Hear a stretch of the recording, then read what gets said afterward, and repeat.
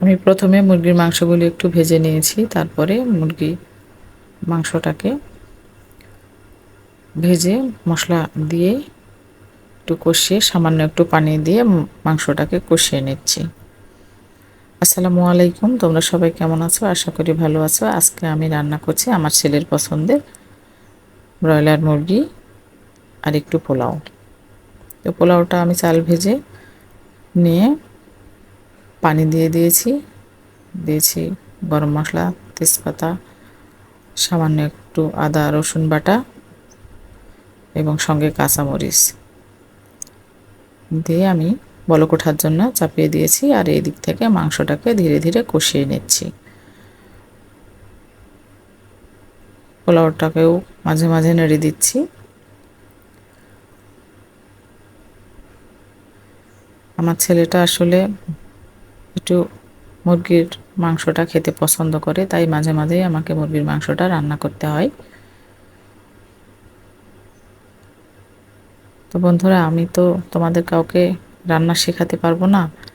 আমি আমার মতো করে প্রতিদিন যা করি সেটাই তোমাদেরকে একটু দেখানোর চেষ্টা করি। আমার তরকারিটা এদিক থেকে হয়ে গেছে, আমি তরকারিটা নামিয়ে নিচ্ছি। এরপরে আমি পোলাওটা খুলে নিব।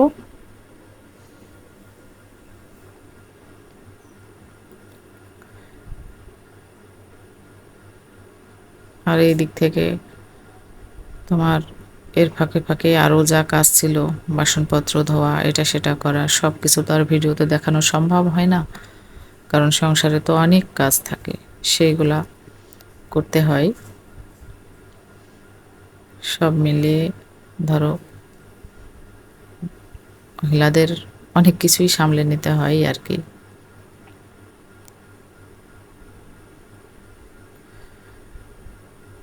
তো এইভাবে করেই আমরা আজকে দুপুরে খাবারের জন্য ধরো একটু সামান্য মুরগি, একটু পোলাও খুব সাধারণভাবে রান্না করেছি। আর আমি এরপরে কেটে নিচ্ছি তোমার শসা, সামান্য একটু পেঁয়াজ, লেবু, কাঁচামরিচ। তোমাদের ভাইয়া আবার আমার জন্য 2টা পান কিনে এনেছে। আমরা দুপুরের খাওয়া দাওয়ার পরে পান 2টা খাবো, সেটাও আমি তোমাদেরকে একটু দেখিয়ে দিচ্ছি। আসলে আমি প্রতিদিন যা করি তোমাদের সাথে একটু একটু করে শেয়ার করার চেষ্টা করি।